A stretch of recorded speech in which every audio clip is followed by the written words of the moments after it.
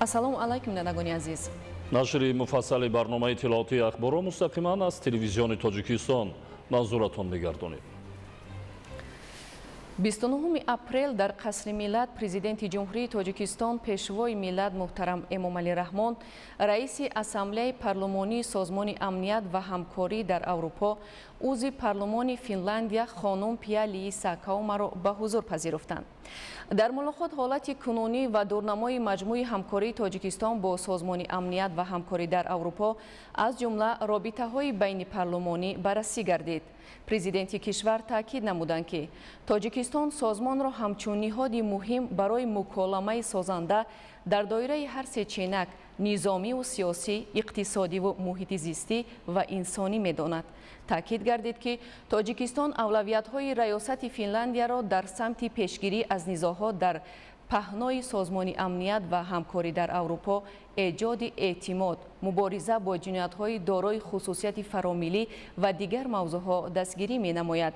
зимни баррасии масоили амниятӣ, таҳкими шарикӣ дар муқовимат ба хавфу таҳдидҳои глобалӣ, аз ҷумла дар доираи раванди душанбе оид ба мубориза бо терроризм ва маблағгузории он муҳим дониста шуд.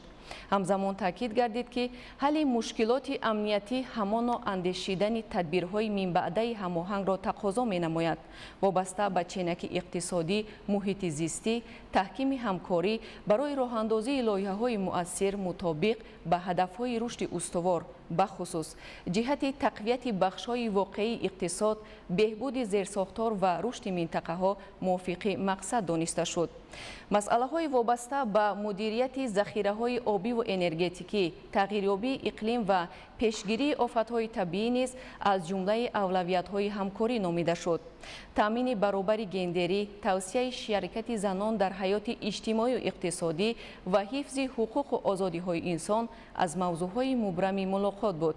таъкид гардид ки дар ченаки инсонӣ ҷониби Тоҷикистон омода аст ҳамкориро бо созмон дар доираи стратегияи миллии ҷумҳурии Тоҷикистон дар соҳаи ҳифзи ҳуқуқи инсон барои давраи то соли 2038 идома диҳад. гуфтугӯи судманд ҳамчунин доир ба мавзӯъҳои алоҳидаи байналмилалию минтақавӣ, аз ҷумла бартараф намудани буҳронҳои мавҷуда ва эҷоди фазои боварию эътимод дар паҳнои масъулияти созмони амният ва ҳамкорӣ дар Аврупо сурат гирифт. 29 апрел дар қасри миллат президенти ҷумҳурии Тоҷикистон пешвои миллат муҳтарам Эмомалӣ Раҳмон, мудири кулли созмони озуқаворӣ ва кишоварзии созмони милали муттаҳид Цю Донгюйро ба ҳузур пазируфтанд.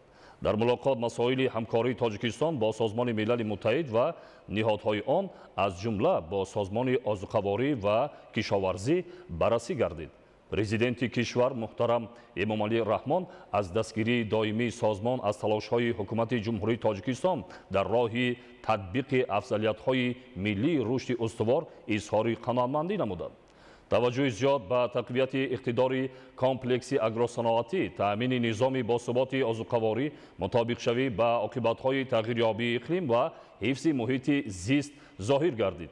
татбиқи лоиҳаҳо дар соҳаҳои идораи самараноки замину захираҳои об, беҳбуд бахшидани чорводорӣ, хоҷагиҳои моҳипарварӣ, ҷангал, ҳифзи растаниҳо, дастрасӣ ба тухмиҳои хушсифат, идораи мубориза бо ҳашароти зараррасон, ҷорӣ намудани навовариҳо ва технологияҳои муосири кишоварзӣ зарур шумурда шуд. доир ба амалисозии барномаҳои муносиб дар самтҳои рақамикунонӣ, роҳандозии тадқиқоти бунёди илмӣ, рушди соҳаи тухмипарварӣ, ҳалли масъалаҳои экологӣ, аз ҷумла барномаи рушди низоми агроозуқаворӣ ва кишоварзии устувор барои давраи то соли 2030 ва 10-солаи хоҷагидории оилавии созмони милал то соли 2028 гуфтугӯи судманд ҷараён гирифт. пешвои миллат ҳамзамон ба мудири кулли созмон барои дастгирӣ аз номинатсияҳои Тоҷикистон, гӯсфанди зоти ҳисорӣ ва ангури навъи тоифӣ, гулобӣ ва ворид намудани онҳо ба мероси низоми кишоварзии дорои аҳамияти ҷаҳонӣ изҳори сипос карданд. ба мавзӯи ташкили гӯшаи Тоҷикистон дар қароргоҳи созмон низ таваҷҷӯҳи зиёд зоҳир гардид. инчунин алоқамандии Тоҷикистон аз идомаи ҳамкории стратегӣ бо созмон дар ҳама самтҳои мавриди таваҷҷӯҳи муштарак таъкид гардид. پس از ملاقات با پرزیدنت جمهوری تاجیکستان پیشوای ملت محترم امامعلی رحمان، مدیر کلی سازمان آذوقه‌واری و کشاورزی سازمان ملل متحد سیو دونگیوی اندیشه‌هایش را به واسطه اخبار عامه چنین بیان نمود. дуруди ман ба мардуми тоҷикистон, ба кишвари зебои тоҷикистон, хеле мардуми самимӣ, меҳмонпазир, ҳаловат бурда истодам аз ташрифам ва мо айни ҳол хеле музокироти пурсамар доштем бо ҷаноби олӣ президенти ҷумҳурии тоҷикистон муҳтарам эмомалӣ раҳмон. Албатта ҷаноби олӣ президенти кишвар на танҳо ҳамчун як роҳбари бузург барои тоҷикистон мебошанд, инчунин барои ман ҳамчун бародари бузургам, бародари калонӣ мебошанд, чунки мо якчанд бор дар чанд фурсат имконоте доштем ки бо ҳам вохӯрем, ҳам дар ҷумҳурии халқии Хитой ва ҳам дар дигар манотиқ. ва вақте ки ман дар дафтари кулли мо дар шаҳри Рими Италия соли гузашта ҷаноби олиро мо пазируфтем, як соат имконот доштем ки бо ҳам бошем, дар чорабиниҳои муштарак иштирок кунем ва инчунин мехостам қайд кунам ки ман баргаштам ба Тоҷикистон бобати як бори дигар таъкид намудани уҳдадориҳои мо нисбати дастгириҳое ки дар минбаъда мо ба ин кишвар пешкаш менамоем ва ҳамкориро гусурда менамоем, инчунин бобати риштаи ҳамкорӣ боз ҳам қавитар барпо намудан бо вазорати кишоварзии ҷумҳурии Тоҷикистон. ҷаноби олӣ дар соҳаи алалхусус аграрӣ кишоварзӣ дониши хеле зиёд, таҷрибаи хеле зиёд, хеле ғанӣ доранд ва мо имконоти хуби муҳокимаронии масоили марбутаи соҳаро доштем, аз шурӯъ аз зироаткорӣ ба масоили гуногун, ҳатто то ба масоили парвариши қутос ки дар ҷумҳурии Тоҷикистон рушди равнақ ёфта истодааст. Инчунин яъне зоти аз ҳама бузургтарини гӯсфанд ки зоти ҳисорӣ мебошад, масоили яъне моҳипарварӣ ва ҳамаи дигар масоиле ки марбут ба соҳаи кишоварзӣ ҳастанд, гирду атрофи он гуфтушунид доштем ва нисбати захираҳои ғание ки Тоҷикистон дорад, шурӯъ аз яъне мардуми бо фарҳанг ва мардуми соҳибмалака то ба захираҳои табиӣ ки шумо доред ки метавонад аз биогуногунӣ ба биоозуқаворӣ, яъне гуногунии озуқаворӣ оварда расонад ба рушди ин самт. ва ман ки худам аз ҷумҳурии халқии Хитой мебошам, бениҳоят фарҳангу яъне назари мо бо ҳам наздик мебошад ба ин минтақа ва ҳаловат бурда истодаам аз сатҳи меҳмоннавозии ғизоҳои хеле хеле лазизи Тоҷикистон ва фаъо ташкилоти шумо боқӣ мемонад ва кӯмаки худро дар ин ҷода дареғ нахоҳад дошт. рӯзи ниҳоии ман дар Тоҷикистон мебошад, хеле таъссуроти хуб бардоштам ва бармегардам бо хотираҳои хеле хуб аз ин кишвар ва алхусус шаҳри зебои Душанбе ки барои ман яке аз беҳтарин, зеботарин пойтахтҳо мебошад дар ин минтақа. ва инчунин дар соҳаи чӣ таро гуфтем зироаткорӣ, шурӯъ аз моҳипарварӣ, зироаткорӣ ва инчунин чорводорӣ, дигар имконоте ки кишвар дорад, ҳамаи он нишондиҳандаи ояндаи хеле дурахшони Тоҷикистон мебошад. You have a bright future. Thank you.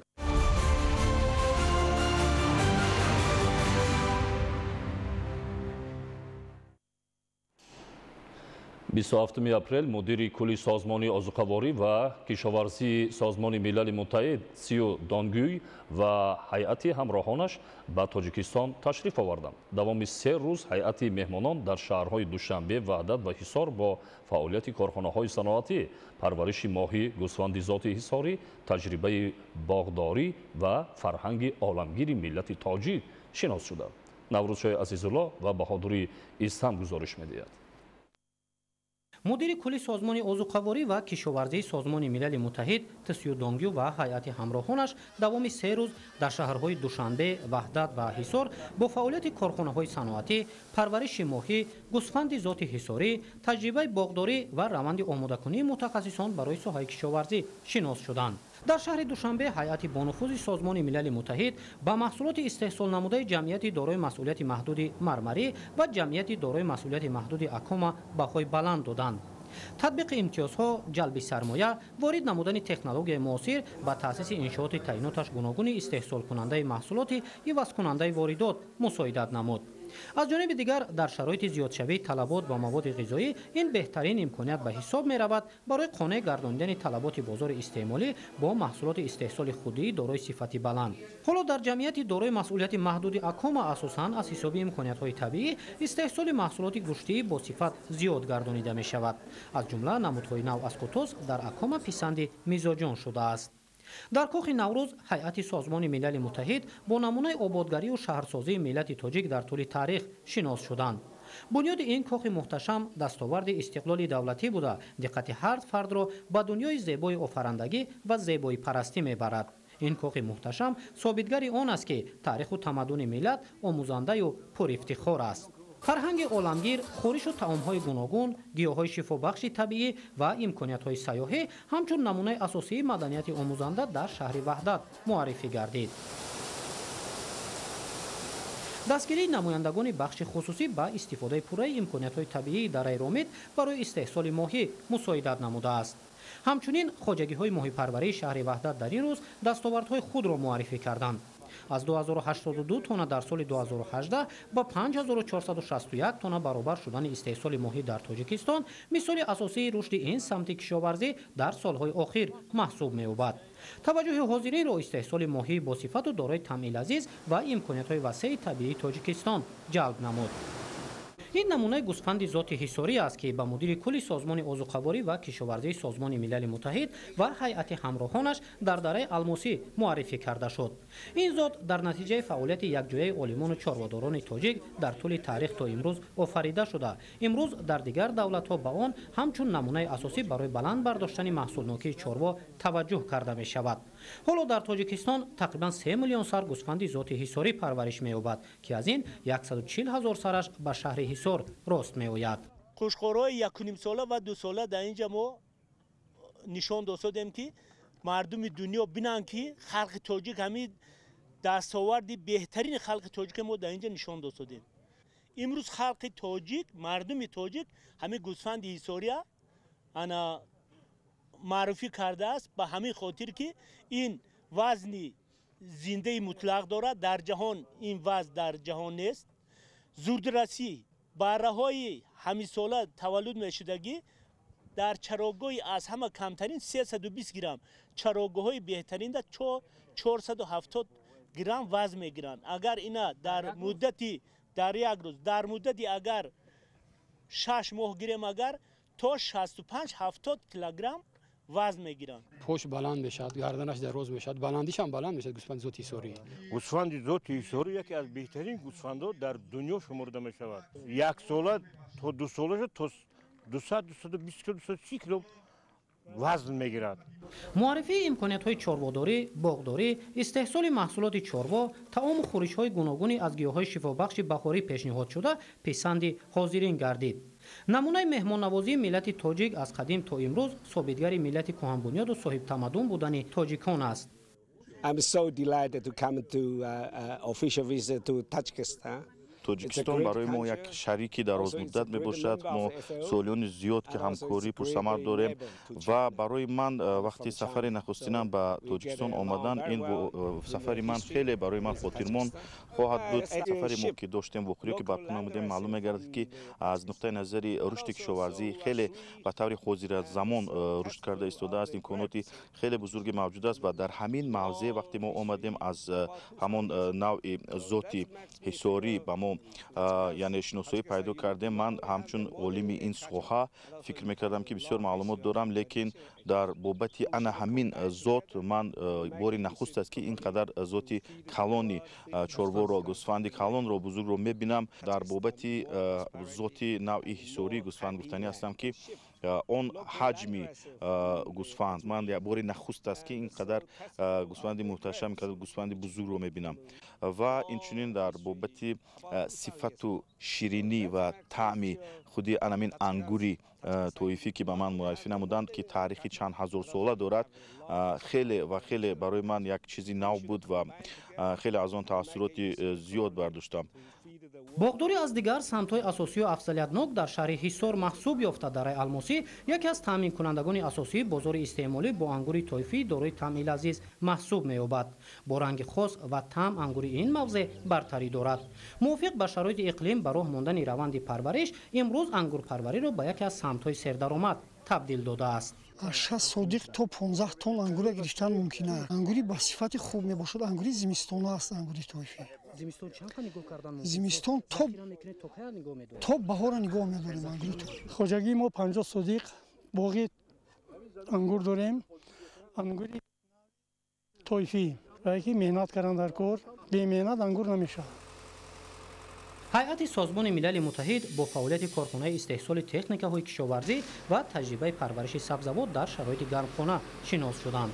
дар давраи дигаргуншавии иқлим ва ба миён омадани талабот барои мутобиқгардонии раванди парвариш ба ҳолати имрӯзаи иқлим чунин таҷриба дар тоҷикистон намуна баҳогузорӣ шуд. ҳайати созмони милали муттаҳид дар донишгоҳи аграрии тоҷикистон бо намунаи таҷрибаи амалии парвариши сабзавот дар шароити гармхона, дастовардҳои илм дар солҳои истиқлоли давлатӣ ва таърихи муассиса дар осорхона шинос шуданд. дар ҳамин рӯз иқдоми ҳукумати ҷумҳурии тоҷикистон дар самти қабул ва татбиқи барномаи давлатии кабудизоркунии ҷумҳурии тоҷикистон то соли 2040 намунаю шоиста баҳогузорӣ шуд. зимни мулоқот бо олимону донишҷӯёни донишгоҳи аграрӣ таҷрибаи тоҷикистон дар самти истеҳсоли маҳсулоти кишоварзӣ бо назардошти шароити дигаргуншавии иқлим, парвариши чорво, фароҳам будани шароит барои таълиму тарбияи мутахассисони ҷавон ва таҳкими фаъолияти намояндагони илму истеҳсолот муфид арзёбӣ шуд. дар шароити имрӯзаи иқлим таҳкими робита байни илму истеҳсолот беҳтарин имконият ба ҳисоб меравад барои афзун гардонидани дастовардҳои кишоварзӣ ва расидан ба таъмини амнияти озуқаворӣ.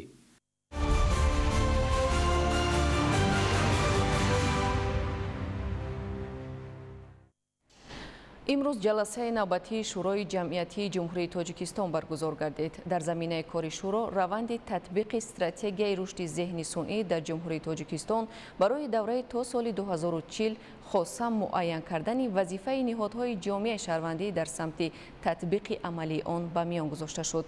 гузориш дар ин хусус. нақшаи амал бо 4 самти афзалиятнок.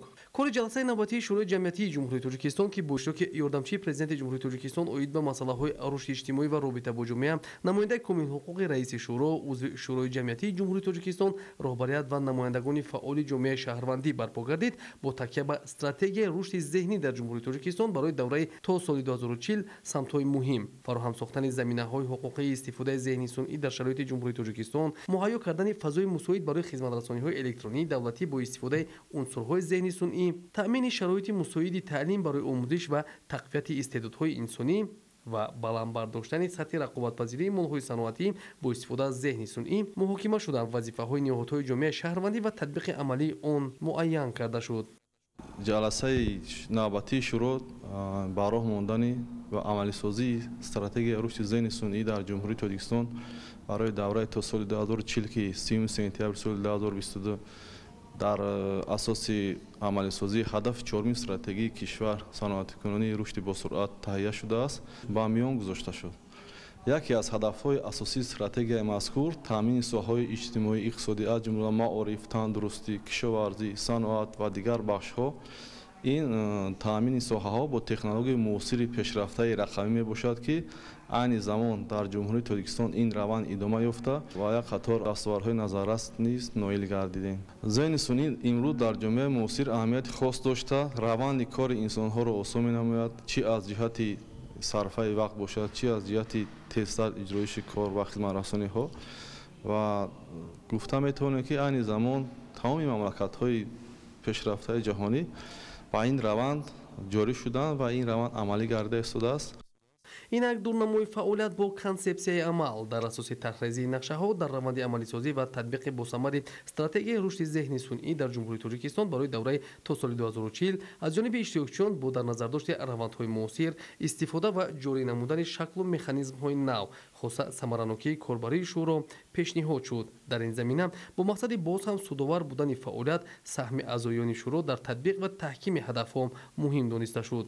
дар кори ҷаласаи навбатии шӯрои ҷамъиятии ҷумҳурии тоҷикистон дар асоси таҳрезиҳо, дархосту пешниҳодҳо ба қайд гирифта шуданд. бо назардошти ин аз ҷониби аъзоёни шӯрои ҷамъиятии ҷумҳурии тоҷикистон мутобиқ ба ҳадафҳо ҳуҷҷатҳои нақшавӣ таҳия гардида баҳри тасдиқ ва амал аз рӯи онҳо роҳнамоӣ сурат гирифт. бояд зикр кард ки шӯрои ҷамъиятии ҷумҳурии тоҷикистон ба ниҳоди бонуфузии иҷтимоию сиёсӣ табдил ёфта. ба ҳайати он намояндагони ҳизбҳои сиёсӣ, ҳаракатҳо, ақалиятҳои миллӣ, созмонҳои ғайридавлатӣ, ҷамъиятӣ, динӣ ва ғайра дохиланд ки аз аҳамияти муҳими ин ниҳод дарак медиҳад.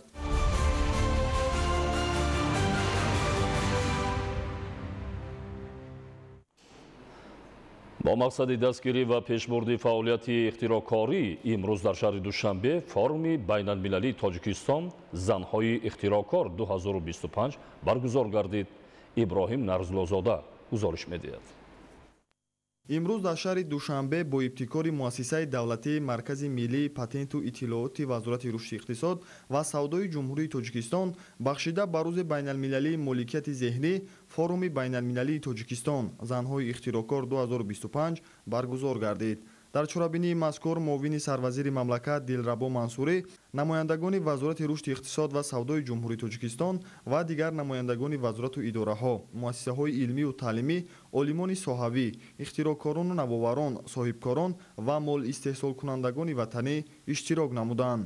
форуми байналмилалии тоҷикистон занҳои ихтирокор 2025 дар асоси дастуру супоришҳои асосгузори сулҳу ваҳдати миллӣ пешвои миллат президенти ҷумҳурии тоҷикистон муҳтарам Эмомалӣ Раҳмон баргузор гашта истодааст. имрӯз ҷумҳурии тоҷикистон маҳз бо унвон ихтирокоронро дастгирӣ мунтазам карда истодааст ва барои иштирок дар чорабиниҳои мухталифи байналмилалӣ, озмунҳо, намоишгоҳҳое ки соҳаи натиҷаҳои эҷодӣ муаррифӣ карда мешаванд, яъне ки пешниҳод карда истодааст ва сафарбар карда истодааст. дар ин замина мо чӣ хеле ки маълум аст аз ҳисоботҳои пуррае ки аз ҷониби маркази миллии патенти иттилоот пешниҳод мешавад, дар даврони истиқлолият 98 медалҳои мухталиф аз ҷониби ихтирокорон бо унвони Тоҷикистон дастрас карда шудагиаст ки ин дастоварди ниҳоят хуб аст дар давоми истиқлолияти ҷумҳурии Тоҷикистон. мақсади асосии форум ин мусоидат ба рушди ихтирокорӣ ва ҳавасмандгардонии занони ихтирокори минтақаи Авроосиё, татбиқи ихтироъ дар истеҳсолот, рушди нерӯи инсонӣ, дарёфти механизми дастгирӣ ва ҳавасмандгардонии ихтирокорон ва навоварон арзёбӣ гардид. таъкид карда шуд ки бо шарофати имконияти фароҳамовардаи истиқлоли давлатӣ ва андешидани тадбирҳои судманд аз ҷониби президенти ҷумҳурии Тоҷикистон, пешвои миллат муҳтарам Эмомалӣ Раҳмон, майлу рағбати ҷавонон ба омӯзиши илмҳои дақиқ ва ихтирокориву навоварӣ сол аз сол зиёд мегардад. зеро бо назардошти ворид шудани ҷумҳурии Тоҷикистон ба марҳилаи нави рушд, яъне давраи саноатикунонии босуръати мамлакат, талабот ва таваҷҷӯҳ ба соҳаҳои илм, маориф, инноватсия, ихтирокорӣ, махсусан татбиқи ихтироот дар истеҳсолот рӯз ба рӯз афзоиш меёбад. дар форуми мазкур зиёда аз 160 нафар иштирок намуда истоданд ки бештари онҳоро занҳои ихтирокор ташкил медиҳанд. инчунин намояндагон аз ширкатҳои истеҳсолкунандагони миллӣ ва ширкатҳои барномасозӣ дар форуми мазкур иштирок намуда истоданд ки хоб як майдони муколамаи озод байни ихтирокорон ва истеҳсолкунандагон ҷиҳати дар вусъати ҳамкориҳо байни истеҳсолот ва ихтироот пайдо шуда истодааст. хоб мақсади асосии форум ин дастгирии занҳои ихтирокор, ҳавасманд намудани онҳо ҷиҳати боз ҳам тақвият додани фаъолияти ихтирокорӣ ва ҷалби ҷавондухтарон бо мақсади хоб рӯ овардан ба фаъолияти ихтирокориву дар маҷмӯъ рушди ва мусоидат ба рушди иқтисодию иҷтимоии кишвар мебошад. инчунин иштирокчиёни форум дар мавзӯъҳои нақши занон дар рушди инноватсия ва вазифаи занон, таҷрибаи ҷаҳонӣ ва дурнамои рушд маърузаҳо карданд. маврид ба зикр аст ки иштироки занони ихтирокор дар озмунҳои байналмилалӣ ба баланд бардоштани шавқу рағбати онҳо ба фаъолияти навовариву ихтирокорӣ мусоидат менамояд.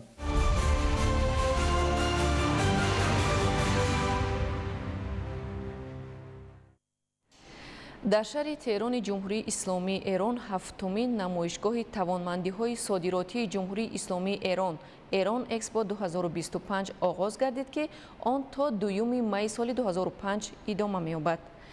дар ин намоишгоҳ намояндагони ҷумҳурии Тоҷикистон хоса ширкатҳои сайёҳии кишвари мо иштирок намуданд. идомаи матлаб дар гузориши Ҷаҳонгир Сафарезода. зиёда аз 10 ширкати сайёҳии мамлакат дар ҳафтумин намоишгоҳи тавонмандиҳои содиротии ҷумҳурии Исломии Эрон Эрон Экспо 2025 ширкат варзида имкониятҳои сайёҳии ҷумҳурии Тоҷикистонро муаррифӣ мекунанд. бояд тазаккур дод ки Эрон Экспо ҳамчун чорабинии байналмилалии муҳими иқтисодӣ ва тиҷоратии ҷумҳурии Исломии Эрон маҳсуб ёфта, иштироки бахши сайёҳии Тоҷикистон дар намоишгоҳи мазкур на танҳо барои таблиғ ва муаррифии кишвар, балки барои ҷалби сармоя, рушди инфрасохтор, афзоиши гардиши сайёҳон ва тақвияти ҳамкориҳо бо ҷумҳурии Исломии Эрон муҳим арзёбӣ мегардад. ман яъқуб қосимӣ ҳастам, мудири ширкати гардишгарии Иран Марказ ва масъули баргузории ин ITF 2025 ایران. میخوام بگم که تاجیکستان رو یکی از کشورهایی که دوست، نزدیک و برادر میدونیم و خیلی امیدواریم که در آینده نزدیک تعداد پروازامون و مردمی که بین ایران و تاجیکستان سفر میکنه روز به روز بیشتر بشه و آرزو میکنیم، آرزوی سلامتی برای شما و رئیس جمهور عزیزتون میکنیم که در آینده نزدیک در خدمت تمام تاجیکا تو ایران باشیم.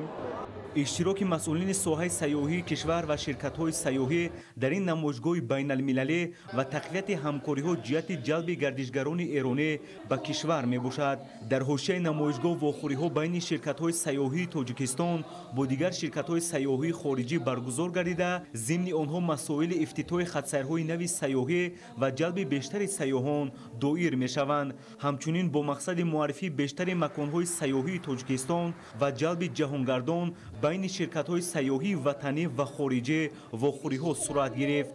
نماینده شرکت سیاحی رسولتور همراه فریدون سال‌های اخیر بسیار سیاحان از ایران به تاجیکستان تشریف می‌برند و از امکانات‌های سیاحی جمهوری تاجیکستان وسیع استفاده می‌برند. در اینجا تور اپراتورها از تمام مناطق جهان در اینجا جمع موندند تا اینکه همکاری سودمند را براه مانند. در اینجا شرکت‌های سیاحی وطنی هم حضور دارند. یعنی ما امکانیت پیدا کردیم که در این نمایشگاه با آنها خط‌سیرهای سیاحی کشور را تبلیغات نماییم و همکاری آینده را براه مانیم.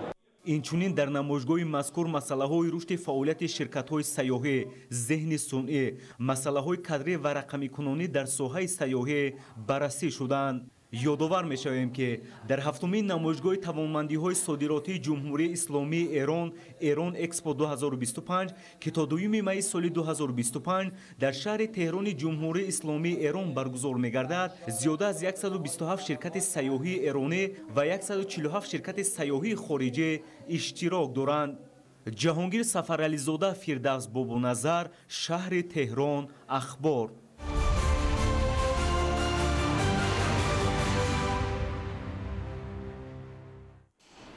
тадбирҳои ободонӣ бахшида ба ҷашни 35-солагии истиқлоли давлатии ҷумҳурии тоҷикистон дар шаҳру ноҳияҳои мамлакат вусъат дорад.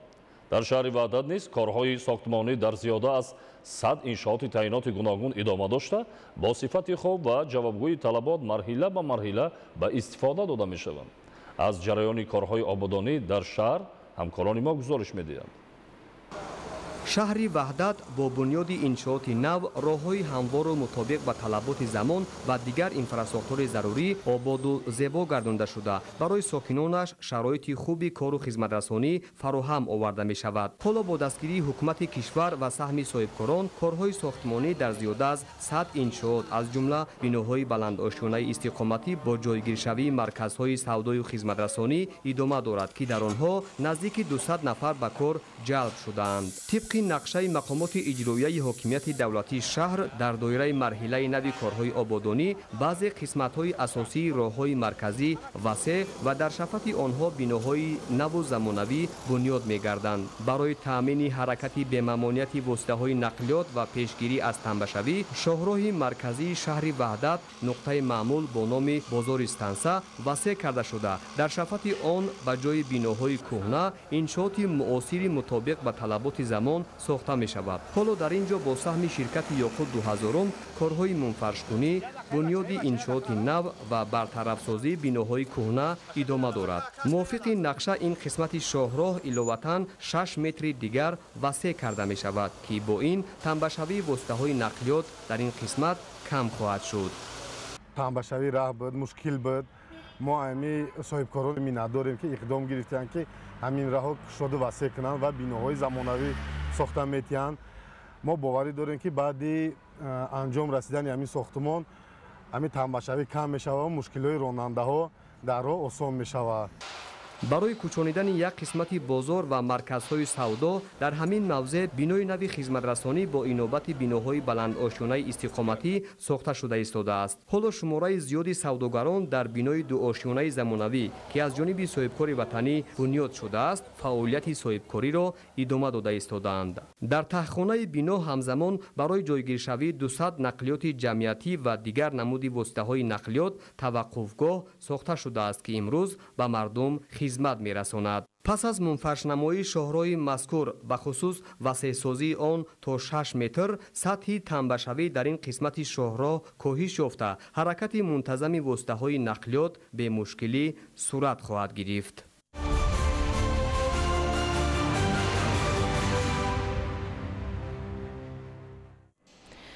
давоми чанд соли охир анҷоми корҳои созандагӣ ва бунёди садҳо иншооти таъиноти гуногун дар ноҳияи Абдурахмони Ҷомӣ дар самти ҳалли масъалаҳои иҷтимоию истеҳсолӣ, хизматрасонӣ ва дар маҷмӯъ баҳри беҳдошти сатҳи рӯзгори сокинон мусоидат намуда истодааст. таваҷҷӯҳ намоед. طبق نقشه چاره‌بینی‌های حکومت جمهوری تاجیکستان در سمت آبادانی و سازندگی بخشیده به جشن 35 سالگی استقلالیت دولتی در ناحیه عبدالرحمن جامی از جانب مقامات محلی در همکاری با ساکنان و صاحبکاران اقدام‌های زیادی بنیادکاری راه اندازی کرده شده. مرحله به مرحله اینفراساختار کار و خدمترسانی مکمل و به طلبات زمان جوابگو گردانیده می‌شود. موافق به اطلاع مسئولین بخش معماری و شهرسازی تا تجلیل جشن 35 سالگی استقلال دولتی، تعمیر و ازنوسازی و بنیاد 211 انشاءات گوناگون تعیینات به نقشه گرفته شده. تا به امروز زیاده از 120 انشاءات ساخته مورد استفاده و بهره برداری قرار داده شده. در دیگر انشاءات بنیاد شونده کارهای ساختمانی موافق مقصد ادامه دارد. بنا و انشاءات بنیاد شونده اساساً ساحه‌های معارف و تندرستی، صناعت، فرهنگ و ورزش، سودا و خدمترسانی، خانه‌های استقامتی، تعمیر و منفرش‌کنی راه‌های ماشینگرد و چراغان و سفالک‌پوش گردانیدن کوچه و راهروها و دیگر سمت و ساحه‌هایی که برای تامین شرایط خوب کار و زندگی ساکنان مساعدت می‌کند عبارت می‌باشد. در ناحیه عبدالرحمن جامی 211 عدد انشاءات‌ها به نقشه گرفته شده است. عین حال 150 عدد آن مورد استفاده قرار داده شده. در باقی مانده ساختمان‌ها با مرام ادامه دارد. انشاءات‌ها از جمله بنای قصر فرهنگی ناحیه عبدالرحمن جامی، ناظرات انداز، بنای پنجرشانه برای خدمتچیان دولتی. بخصوص در روند کارهای آبادانی و سازندگی بهر فراهمسازی شرایط مساعد تعلیم و تربیت نسل نورس، بناهای نوی تعلیمی و در نزد مؤسسه‌های احتیاج داشته صنفخانه‌های علاوگی ساخته مورد بهره برداری قرار داده می‌شوند. بنابر سبب آنه که در مؤسسه ما تعداد خواننده‌ها بنیهای زیاد بودنش اقدام گرفتیم با مسئولین دهه که مؤسسه نو ساخته به استفاده دهیم. طور پرزیدنت جمهوری تاجیکستان پیشوای ملت محترم امامعلی رحمان در پیام سالانه خود به مجلس عالی مملکت تاکید نمودند امروز در ساحه معارف مملکت 8 برنامه دولتی و 2 استراتژی درازمدت تطبیق شده ایستاده است که بر رشد و انکشاف تعلیم و تربیت، عملی‌گردانی اصلاحات ساحه، دستگیری مکتب و آموزگار، تالیف کتاب‌های درسی نسل نو و تکمیل مضمون و مندرجه تحصیلات مساعدت می‌نماید. در سال تحصیل 2024 75 صنفخانه علاوگی مورد استفاده قرار داده شد و این اقدام ادامه دارد. در سال تحصیل 2025 در اساس نقشه چاره‌بینی‌ها 65 صنفخانه علاوگی به نقشه گرفته شده است که تا جشن 35 سالگی مورد استفاده قرار داده می شود و در پیام پیشوای معظم ملت ارائه گردید در نزد دهه‌هایی که زیاده سطح خواجگی دارد بنیاد صنفخانه‌های علاوگی و مؤسسه‌های تا مکتبی به نقشه گرفته شود که در مدت 5 سال در ناحیه عبدالرحمن جامی با دستگیری مقامات اجرایی حکومت دولتی ناحیه عبدالرحمن جامی از 36 باغچه بچگانه به نقشه گرفته شده است که با باوری کامل گفته می‌توانیم در مدت مقرر گردیده ساخته به استفاده می شود. در ادامه چنین دستگیری‌های حکومت مملکت ساکنان و صاحبکاران ناحیه عبدالرحمن جامی نیز در روند باثبات کارهای سازندگی و آبادانی در برابر مبلغ‌های بودجه، برنامه‌های دولتی، لایحه‌های سرمایه‌گذاری، مقامات اجرایی حاکمیت دولتی ناحیه همچنین هوسمندی زیاد نشان داده برای در سطح بلند تجلیل نمودن جشن 35 سالگی استقلال دولتی وطن حصه‌گذاری می‌نمایند. طبق اطلاع مسئولین نزدیک به 60% کارهای به نقشه گرفته شده جشنی به استقبال 35 سالگی استقلال دولتی در ناحیه عبدالرحمن جامی به انجام رسانیده شده. در دیگر انشاءات بنیاد شونده کارهای ساختمانی با مرام ادامه دارد. اسماعیل صاحب نظریان، موسی نور محمد، ناحیه عبدالرحمن جامی، اخبار.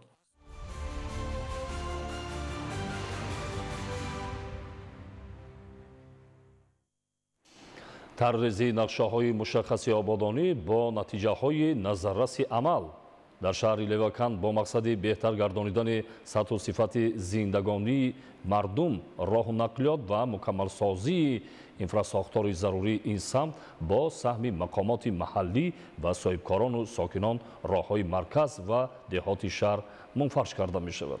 матлаби бештар дар гузориши навбатӣ.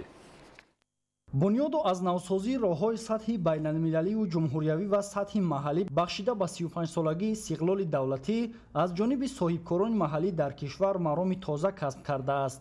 ин ташаббусҳои наҷиб баҳри фароҳамории шароити арзанда дар самти ҳамлу нақл буда робитаҳои тиҷоратӣ, мусофиркашонӣ ва дигар омилҳои иқтисодиро беҳтар месозад. ҳоло чунин корҳои бунёдкорӣ дар рӯстоҳо аз ҷониби соҳибкорон ва бо ҷалби сармояи дохиливу хориҷӣ баҳри беҳтарсозии инфрасохтори маҳаллӣ бо суръат идома дорад. чунин иқдоми созанда дар ҷамоати деҳоти гулистони шаҳри Левакан аз ҷониби соҳибкорони маҳаллӣ амалӣ шуда роҳи маҳаллӣ бо сифати 1 километр ва паҳноии 6 метр пурра мунфарш карда шуд. баҳри босифат гузарондани корҳои сохтмонӣ, техникаи роҳсозӣ ва мутахассисони ботаҷриба ҷалб шудааст ки сифати кор назаррас анҷом ёбад. имрӯз аз тарафи оилаи шафиқҳо ки тасмим гирифта буданд барои ободонии кишвар ҳиссаи худро гузоранд, дар яке аз кӯчаҳои деҳаи Баҳодурон ҷамоати деҳоти гулистон шаҳри Левакан роҳро ба масофаи зиёда аз 500 метр асфалтпӯш намуда истодаанд. сокинони маҳаллӣ иқдомҳои созандаи онҳоро ҷонибдорӣ намуданд. шаҳри Левакан дорои имкониятҳои муҳими сайёҳӣ мебошад ва бунёди чунин инфрасохтор метавонад ба рушди маҳал ва фароҳамории шароити хуби зиндагӣ мусоидат намояд. маҳмараҷаб Абдуллозода, Давлати Файзулло, шаҳри Леваканд, ахбор.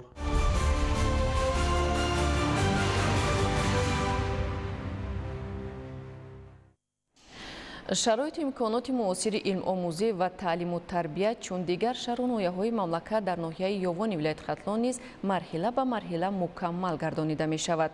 бо мақсади иҷрои саривақтии нишондодҳои паёми президенти ҷумҳурии Тоҷикистон пешвои миллат муҳтарам Эмомалӣ Раҳмон ба Маҷлиси олии ҷумҳурии Тоҷикистон дар бораи самтҳои асосии сиёсати дохилӣ ва хориҷии ҷумҳурӣ аз оғози соли равон то имрӯз бо саҳми мақомоти маҳаллӣ ва соҳибкорони ватандӯст дар назди 7 муассисаи таълимии ноҳия 7 бинои иловагӣ бо 48 синфхона мавриди истифода қарор дода шуд. тафсилоти бештар дар гузориши навбатӣ.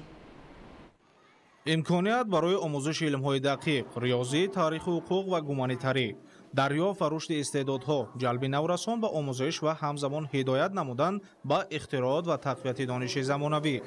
бо назардошти ин шароити таълиму тадрис дар муассисаҳои таълимии мамлакат аз ҷумла дар ноҳияи ёвон мукаммал гардонида мешавад. дар даврони истиқлоли давлатӣ даҳо муассисаҳои нави таълимӣ ва синфхонаҳои иловагӣ бунёд шуда дар онҳо муосиртарин таҷҳизоти таълимӣ муҷаҳҳаз карда шудааст.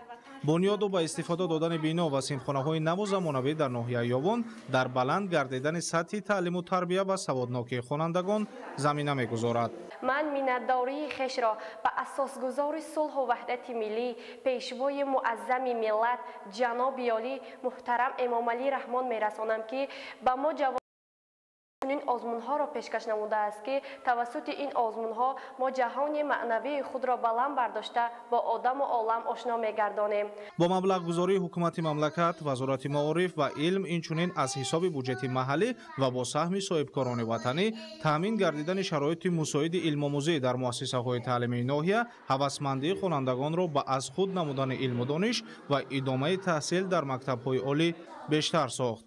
ҳамин аст ки имрӯз садҳо нафар хатмкунандагони муассисаҳои таълимии ноҳияи ёвон дар хориҷи мамлакат таҳсил мекунанд. мо хеле хушбахт ҳастем ки дар деҳаи мо як бинои дуошёнаи таълимӣ ки иборат аз 8 синфхона аст сохта ба истифода дода шуд ва имрӯз фарзандони мо ки солҳои зиёд орзуи озодона дар пушти партаҳо нишаста дарс хонданро доштанд, дар синфхонаҳои кушоду барҳаво нишаста дарсҳои худро мехонанд. дар оянда ваъда медиҳем ки сиёсати хиратмандонаи пешвои муаззами миллат муҳтарам Эмомалии Раҳмонро дастгирӣ карда дар соҳаи маориф кӯшишу ғайрати худро дучанг гардонида барои тарбияи насли наврас тамоми кӯшишу ғайрати худро дариғ надорем. бо дастгирии президенти ҷумҳурии тоҷикистон пешвои миллат муҳтарам эмомалӣ раҳмон барои баланд бардоштани сатҳу сифати таълиму тарбия ва ба камол расонидани насли босаводи миллат тамоми шароит фароҳам гардида бо мақсади фарогирии хонандагон ва донишандозӣ дар синфхонаҳои барҳаву замонавӣ ва муҷаҳҳаз бо аёниятҳои хониш дар ҳудуди ноҳияи Ёвон иншооти соҳаи маориф сохта ба истифода дода шудааст. бояд тазаккур дод ки давоми 4 моҳи соли равон дар ноҳияи Ёвон дар назди 7 муассисаи таълимӣ 7 бинои иловагӣ бо 48 симхона мавриди истифода қарор гирифтааст ки намунаи олии татбиқи дастуру супоришҳои пешвои миллат муҳтарам Эмомалӣ Раҳмон дар ин самт ба ҳисоб меравад. бо мақсади фарогирии хонандагон ба донишандозӣ дар ноҳияи Ёвон ба истиқболи 35-солагии истиқлоли давлатии ҷумҳурии Тоҷикистон бунёди садҳо иншооти ҷашнӣ идома дошта. дар ин раванд ба таҷдиду навсозии иншооти соҳаи маориф таваҷҷӯҳи зарурӣ зоҳир мегардад. дар соли 2025 дар назди 9 муассисаи таълимӣ сохтмони босуръати бинои иловагӣ дуошёна иборат аз 112 симхонаҳои таълимӣ барои 5600 нафар хонанда дар ду баст бо маром идома дорад. дар деҳаҳои навбунёди ғорчашма, ҷамоати деҳоти Даҳана ва маҳаллаи ҷойламаи ҷамоати деҳоти ба номи Ҳасан Ҳусейну сохтмони ду муассисаи томактабӣ нави замонави оғоз гардидааст. бобати амалӣ гардонидани дастуру супоришҳои асосгузори сулҳу ваҳдати миллӣ пешвои миллат президенти ҷумҳурии Тоҷикистон муҳтарам Эмомалӣ Раҳмон оиди дар ҳар як маҳаллаи аҳолинишин ки 100 оила зиндагӣ мекунад ҳатман бунёд кардани як муассисаи томактабӣ дар нақша аст ки дар деҳаи меҳрободи ҷамоати деҳоти ба номи Ҳасан Ҳусейну бо саҳми кумитаи маҳал ва дар деҳаи новободи ҷамоати деҳоти Ситораи Сурх аз ҳисоби соҳибкорони маҳаллӣ муассисаи таълими томактабӣ бунёд карда мешавад. масъулини соҳа ҷиҳати омодасозии бинои ду муассисаи таълимӣ бо фарогирии тамоми имкониятҳо аз ҷумла утоқҳои барҳавои таълимӣ, синфхонаҳои фаннӣ, ошхона, толори варзишӣ ва дигар аёниятҳои зарурӣ барои илмомӯзӣ кӯшиш доранд ва дар назар аст ки корҳои сохтмонӣ то ҷашни бузурги миллӣ 35-солагии истиқлоли давлатӣ ба анҷом расонида шавад.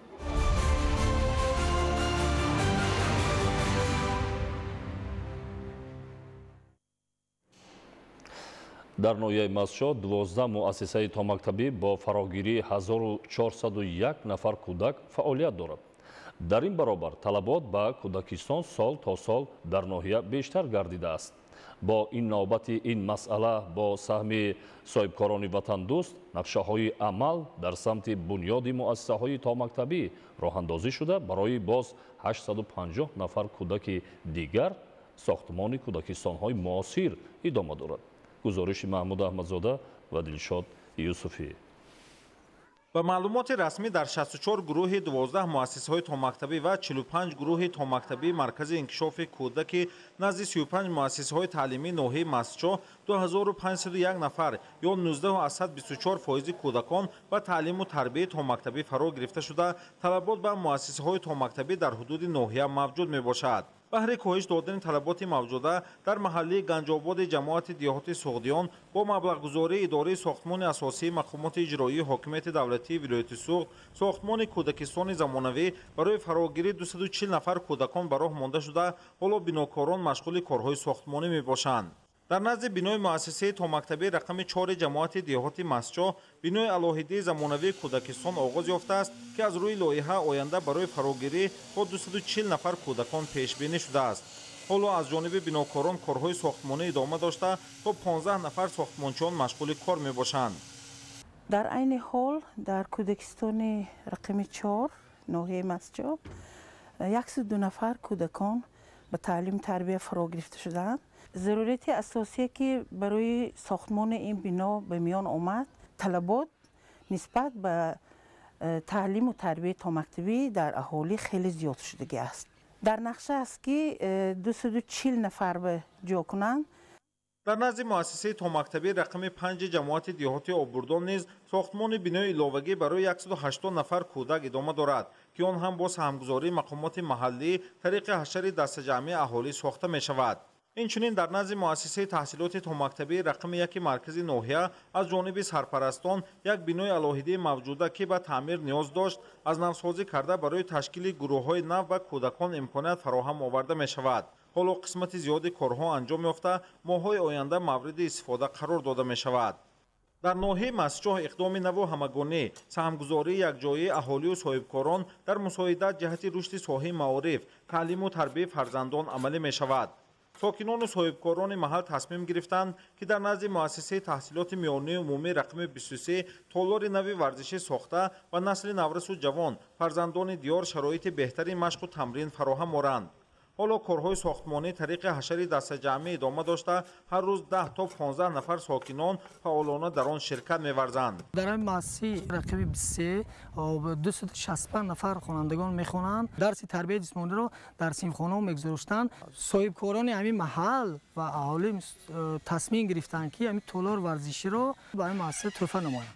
дар баробари бунёди биноҳои нави кӯдакистон дигар иншооти соҳа муассисаҳои томактабӣ мавҷуда низ обод ва шароити беҳтар фароҳам оварда мешавад. бо саҳми соҳибкорону аҳолӣ саҳну ҳудуди муассисаи томактабии рақами 12 ноҳияи масҷоҳ аз навсозӣ шуда барои машғулияти кӯдакон суҳбаткадаҳо ҷойи машғулияту бозӣ ташкил карда шудааст то насли наврас дар шароити беҳтар таълиму тарбия гиранд. дар ноҳияи масҷоҳ бо бунёд ва ба истифодадиҳии биноҳои муассисаҳои томактабӣ ки алҳол сохтмонаш ҳам аз ҳисоби бюҷети давлатӣ ва саҳмгузории соҳибкорону аҳолӣ идома дорад, дар оянда барои фарогирӣ то 850 нафар кӯдакон шароит фароҳам мегардад.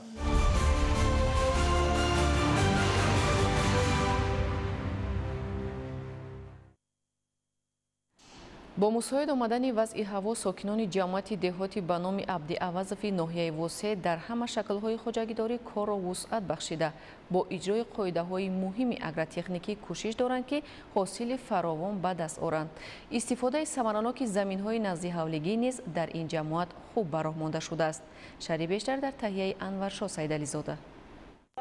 Саймаруф Мирзоев сокини деҳаи ҷаврези ҷамъияти деҳотии Абдиавазови ноҳияи Вусеъ чанд сол боз инҷониб дар қитъаи назиҳавлигии худ ба кишту парвариши зироатҳои гуногуни кишоварзӣ машғул аст. ӯ дар самти истифодаи самараноки замини назиҳавлигӣ ва баландбардоштани ҳосилнокии зироатҳо таҷрибаи беш дошта дар майдони 16 сотиқ замин навъҳои зиёди зироатҳоро коридааст ва умед ба гирифтани ҳосили барангпарваридаашро дорад. муносибати хуб бо замин ва истифодаи самараноки он асоси зиндагии ин марди деҳқон мебошад. зеро худи ӯ мегӯяд бештари вақти худро сарфи меҳнати софтдилона дар қидаи назиҳавлигии худ менамояд. дар замин назиҳавлигим ман ҳамин маҳсулотҳоро мекунам, аз ҳамин нон мехӯрам. ҳозир дар замин сабзи, лубиё, пиёз, гашнич, укроп, ришқа, гандам, картошка, помидор кишкаги ҳамаш нағза ягон камбудӣ надора. ина сабзи чи баъди ҳамин ма юра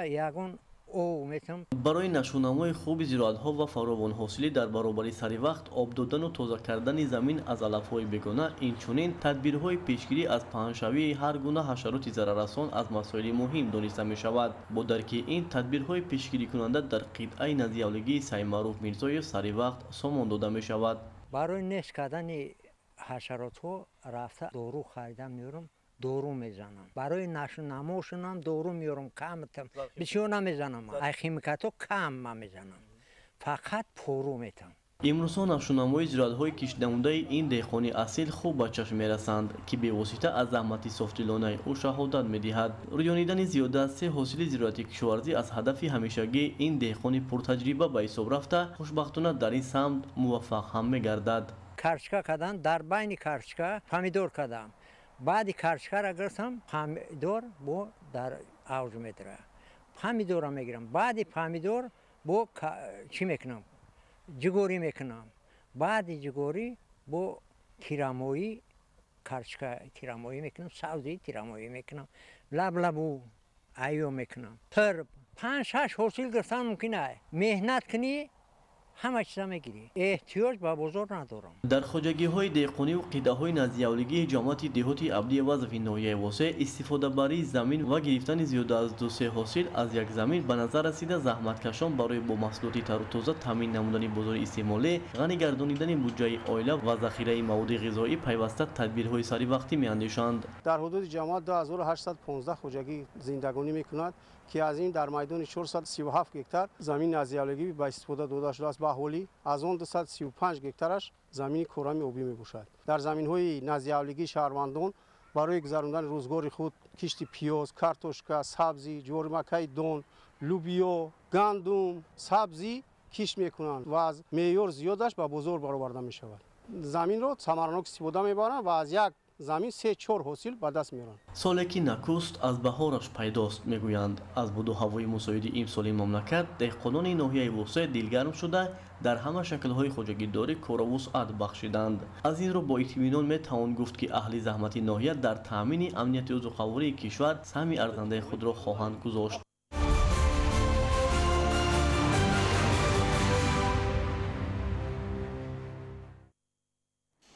дар чанд соли охир дар мавзеъҳои алоҳидаи шаҳру ноҳияҳои вилояти хатлон панҷшавӣ малахи марокашӣ ташвиши кишоварзону сокинонро бештар мекунад. ин ҳашароти зараррасон бештар дар майдонҳои кишт мушоҳида мешавад. با مقصد پیشگیری از ظهور این حشرات امروزها از جانب مؤسسه دولتی اکسپدیسیای مبارزه بر ضد ملخ در ولایت ختلان کارهای بی‌ضررگردانی وسعت داده می شود. ادامه این مطلب در گزارش سمندر شایف و اسکندر سید. در ناحیه خراسان میدان پنجشوی ملخ مراکشی در مساحت 5000 گکتار زمین معین گردیده کارهای کیمیاوی بر ضد آن از ماه مارس آغاز یافته در اکثر موضعها با گذراندن تدبیرهای بی‌ضررگردانی خروج آن پیشگیری کرده شده است. پیدایش ملخ بیشتر در موضعهای جنگلزار ناحیه مشاهده شده. کارمندان خوجگی جنگل به نام عبدالسلام خالف با استفاده از تکنیک و زهرخیمیکات‌ها بر ضد این حشرات زیان‌آور همروزه مبارزه برده ایستادند. مورد به ذکر است که در شهر و ناحیه‌های ولایت ختلان ستاد مبارزه بر ضد ملخ تشکیل شده. در آن کارمندان متخصصان جلب و برای کارکرد کیمیاوی ضد ملخ با کمک وزارت کشاورزی جمهوری تاجیکستان با تکنیک و تجهیزات دستی و زهردارها تامین شده است. امروزها به خاطر هر چیز زودتر نیست و نابود کردن این حشرات ضرررسان تدبیرهای مشخص اندیشیده شده توسط پیوسته به راه ماندن کارهای کیمیاوی منطقه‌های پیدایش ملخ سری وقت کارکرد کرده می شود. این حال در دهه تومچی ناحیه خراسان جماعت دهاتی صدرالدین عینی قرار داره. ملخ در 19 مارس سال 2025 مشاهده شد. ما با خوجگی جنگل ناحیه خراسان امروز دوم بار می شود تدبیرهای بی‌ضررگردانی مبارزه بر ضد ملخ را انجام دادیم. حالا همین گونه تدبیرها ادامه دارد. ما کوشش میکنیم که ضرر در یگان خوجگی کشاورزی نرسد. مقصد اساسی ما برطرف کردن همین گونه حشرات ضرررسان می باشد. طبق تحلیل ها این نمود ضرررسان در برابر نیست کردن علف و گیاه های خودروی طبیعی همچنین نونیهالانی که در قطعه های الوهیده جنگل شنونیده شده است تاثیر منفی خود را خواهد گذاشت. و این خاطر از روزهای اول پیدایش ملخ کارمندان این نهاد در یک جایگی با متخصصان اکسپدیسیای مبارزه بر ضد ملخ در ولایت ختلان کارهای بی‌ضررگردانی را انجام داده ایستادند. سمندر شایف، اسکندر سید، ناحیه خراسان، اخبار.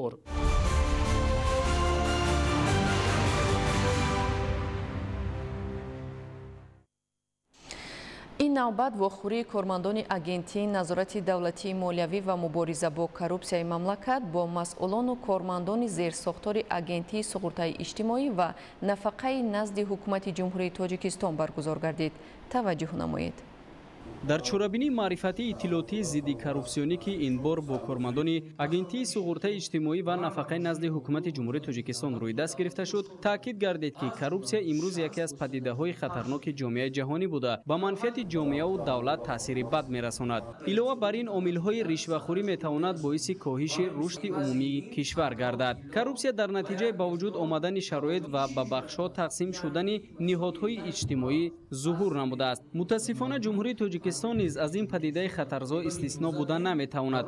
бинобар ин вобаста ба пешгирӣ аз ин омили номатлуб ва хатарнок ҳукумати ҷумҳурии тоҷикистон чораҳои мушаххасро рӯйдаст гирифта тадбирҳо дар ҳоли амалишавӣ қарор доранд. гуфта шуд дар ҳамоиш муқовимат ба коррупсия имконпазир ва зарур буда дар ин самт муборизаи дастаҷамона ва ҳисси баланди шаҳрвандӣ талаб карда мешавад. ҳукумати тоҷикистон ба таври возеҳ дарк мекунад ки тарбияи зидди коррупсионии шаҳрвандон аз ҷумла ҷавонон омили муҳими мубориза мубориза бо чунин зуҳурот мебошад. бо назардошти оне ки тадбирҳои ҷавобгарии интизомӣ, маъмурӣ, шаҳрвандӣ ва ҷиноятӣ барои содир намудани ҳуқуқвайронкуниҳои коррупсионӣ андешида шуда фаъолона татбиқ карда мешаванд, аммо таҳлилу мушоҳидаҳо нишон медиҳанд ки сатҳи коррупсияро танҳо бо чораҳои ҳуқуқӣ ва қонунгузорӣ ба ҳадди аққал расонидан мумкин нест. инро тавассути маърифати зидди коррупсионӣ ба даст овардан яке аз чораҳост.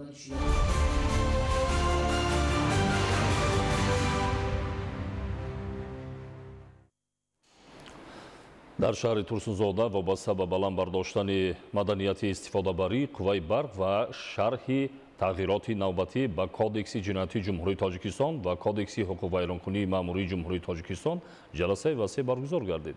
қайд гардид ки самаранок истифода намудани нерӯи барқ ва риояи қоидаҳои васлу насби таҷҳизоти барқӣ тақозои замон буда. ин иқдом пеш аз ҳама ба дастрасӣ бештар пайдо намудан ба қувваи барқ ва татбиқи ҳадафи стратегии ҳукумати ҷумҳурии тоҷикистон ба даст овардани истиқлолияти энергетикӣ мусоидат мекунад. дар кори ҷаласа моҳияти ин иқдом ба иштирокчиён иброз гашт.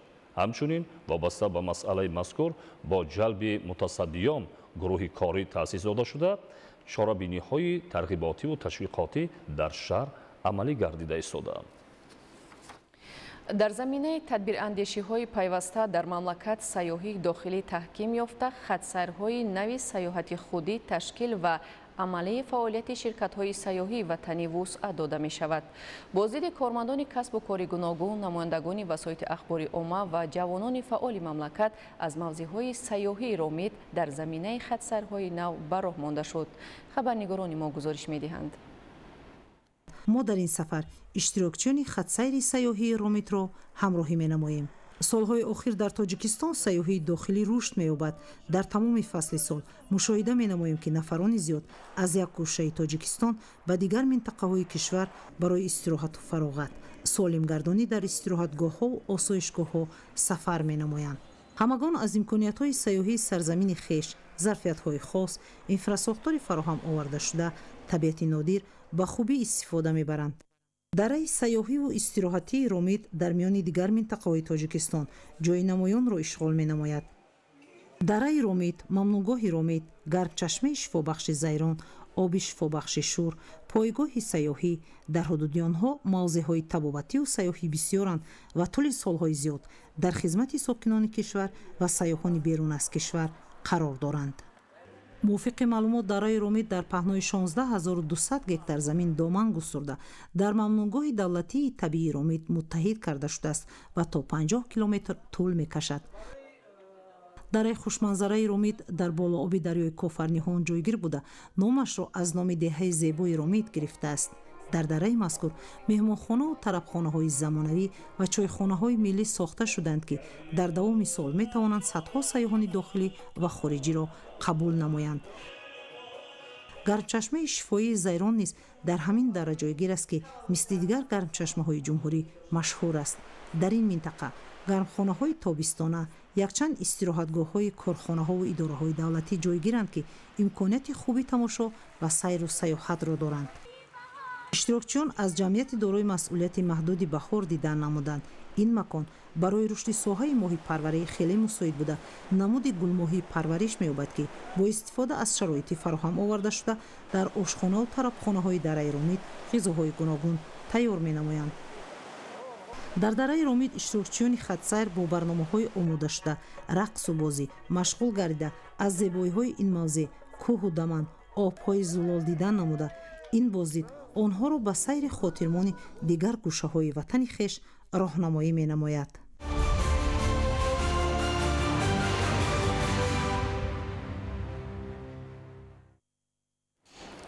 дар шаҳри душанбе форуми миллии духтарони тавоно баргузор гардид. дар ин форум низоми муосири корбарӣ дар самти тақвияти малакаҳои касбии бонувон ва ҷалби ин қишри фаъоли ҷомеа ба касбу ҳунаромӯзӣ мавриди таҳлилу баррасии ҳамаҷониба қарор дода шуд. гузориши Қамариддин Ҳусейнзода.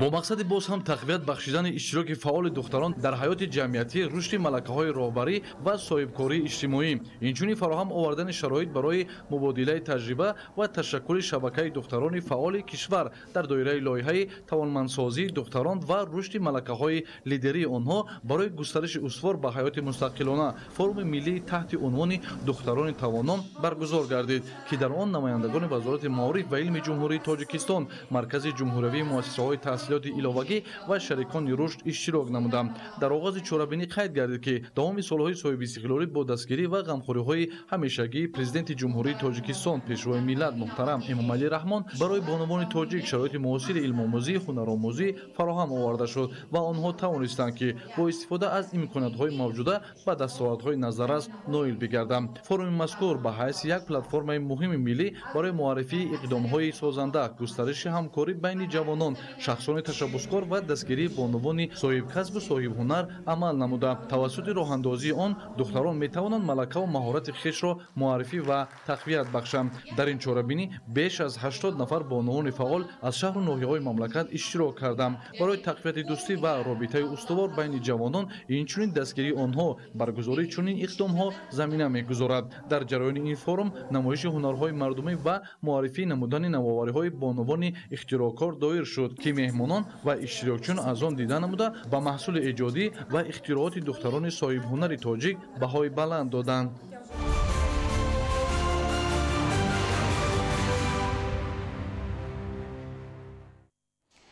дар шаҳри Исфара бо мақсади дастгирӣ ва ҳавасмандсозии мураббиёни муассисаҳои томактабӣ ва дар ин замина тарғиби таҷрибаи пешқадам, инчунин истифодаи усулҳои муосири таълиму тарбия даври шаҳрии озмуни ҷумҳуриявии мураббии сол баргузор гардид.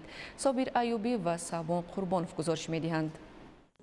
бо мақсади баланд бардоштани мақоми таҳсилоти томактабӣ, нишон додани афзалиятҳои таҳсилоти томактабӣ дар пешрафти ҷомеа, дарёфти мураббиёни боистеъдоду навовар ва эҷодкору бо таҷриба, қадрдонии меҳнати онҳо ва баланд бардоштани мақому манзилаташон дар ҷомеа, рушди фаъолияти касбии кормандони соҳаи маориф, тарғиб намудани таҷрибаи пешқадами мураббиёни беҳтарин дар шаҳри Исфара даври шаҳрии озмуни мураббии сол баргузор гардид.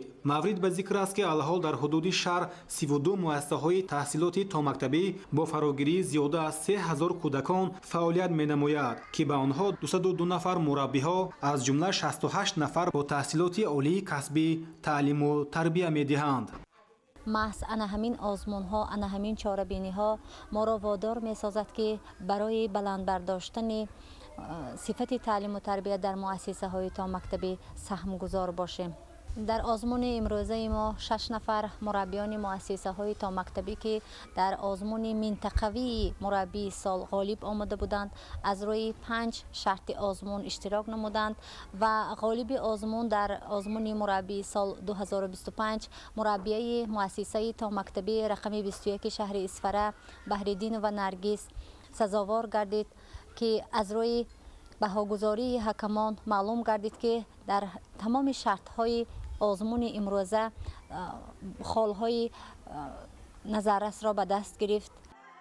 آزمون مذکور از روی 5 شرط از جمله مشغولیت تعلیمی، میزی مدور، حالتهای روانی و پداگوژی و معرفی تجربه کاری گذشته، در آن 6 نفر غالبان دور منطقوی شرکت ورزیدند. مربیه مؤسسه دولتی تحصیلاتی تا مکتبی رقم 21 نرگس بهرالدینова از روی همه شرطها فعالانه شرکت ورزید و در جنبست آزمون غالب دور شهری دانسته شد.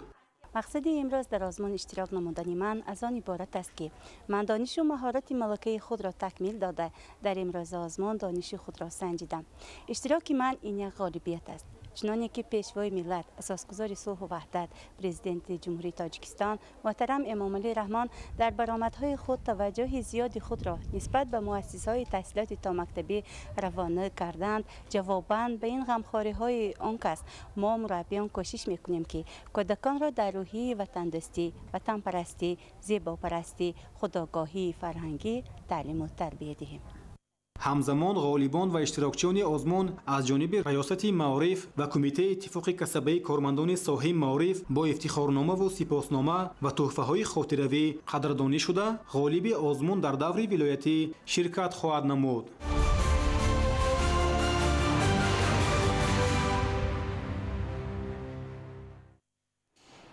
баландбардоштани маърифати экологӣ ва ҷонок намудани иқдомҳо ҷиҳати ҳифзи муҳити зист дар шароити феълӣ беш аз пеш аз сокинон тақозо мешавад. дар шаҳри ваҳдат бо мақсади самгузории донишҷӯён дар ҳифзу нигоҳдошти табиат ва тақвияти маърифати экологии сокинон чорабинӣ баргузор шуд. гузориши маҳмадалӣ абдукарим. гардиши об дар табиат асоси муҳими инкишофи тамоми мавҷудот дар кураи замин мебошад. инкишофи бемайлони соҳаҳои гуногуни саноат ва кишоварзиро бе истифодаи захираҳои обӣ тасаввур намудан ғайриимкон аст. дар баробари ин раванди даврагӣ об дар табиат коҳиш ёфта аз ҷиҳати миқдор ва сифат тағйирот ба амал меояд. танҳо соли 2010 дар ҷаҳон бар асари офатҳои табиӣ аз шумори обхезӣ, сел, ярч, гирдбоду тунбод, хушксолӣ ва боришоти аз меъёр зиёд ба вазъи экологӣ ва муҳити зист таъсири зиёд расонид. дар муассисаи давлатии коллеҷи тиббӣ дар шаҳри ваҳдат роҷеъ ба паҳлӯҳои ин мавзӯъ ва ҳифзи табиат тадбири судманд доир карда шуд. тадбири роҳандозӣ гардида дар ҳамкорӣ бо шуъбаи ҳифзи муҳити зист дар шаҳри ваҳдат ва коршиносони соҳа баргузор гардид. иброз карда шуд ки тозаю озода нигоҳ доштани макони зисти худ гӯшаи ноободеро ба гулистон табдил додан ва ғамхорона муносибат кардан ба олами набототу ҳайвонот аз муҳимтарин аркони дӯстдорию эҳтиром гузоштан нисбат ба ватан мебошад. доштани донишҳои экологӣ ба инсонҳо имкон медиҳад ки нисбат ба муҳити зисти худ ғамхорӣ зоҳир намоянд, зеро солимии ҷомеа аз муҳити зисти солим бармеояд. дар тадбири роҳандозӣ гардида аз ҷониби омӯзгорон ва донишҷӯёни муассисаи давлатии коллеҷи тиббӣ дар шаҳри ваҳдат ҷиҳати вазъи экологии муҳити зист, ҳифзу нигоҳдошти олами табиат ба иштирокчиён маърузаҳои пурмуҳтаво карда шуд.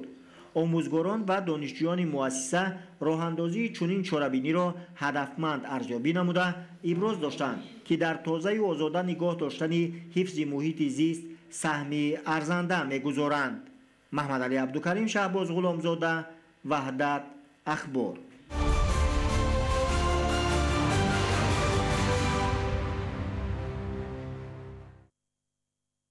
дар муассисаҳои таълимии шаҳри Истаравшан машқҳои намунавии мудофиаи шаҳрвандӣ оид ба сатҳи омодабошии хонандагони муассисаҳои таҳсилоти миёнаи умумӣ ҳангоми ҳолатҳои фавқулода, пешгирӣ ва рафъи оқибати офатҳои табиӣ чорабинии санҷишӣ гузаронида шуд. Фирдавс Умаров гузориш медиҳад.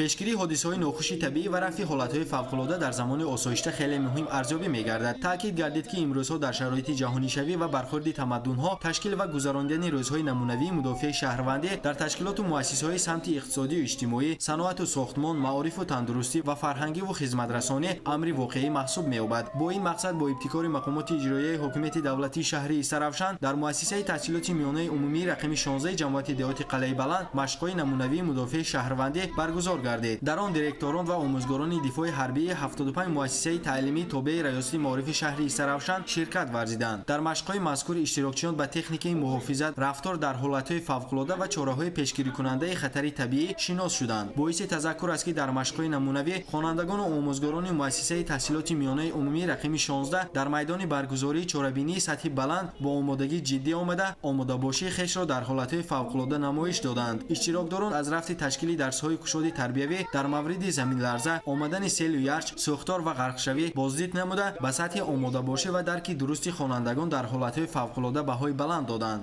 мақсад аз баргузор намудани чунин чорабиниҳои муҳим ин пешгирӣ намудани ҳолатҳои фавқулода, талафоти кам ва муайян намудани хонандагон, омӯзондани онҳо дар ҳолати рух додани ҳодисаҳои табиӣ мебошад.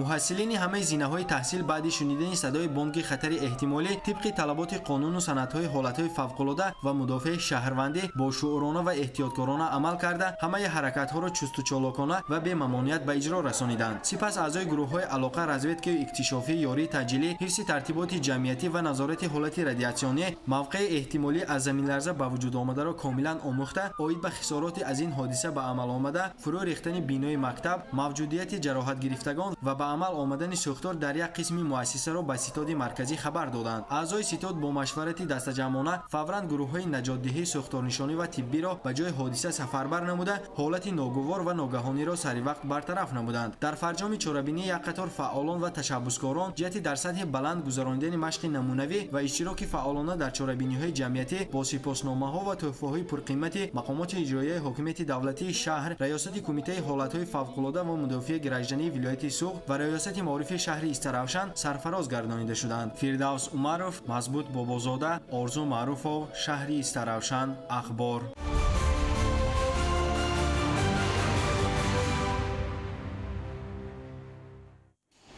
бинандагони азиз, ин буд нашри муфассали барномаи иттилоотии ахбор. ба шумо зиндагии ободу осоиштаро таманно дорем.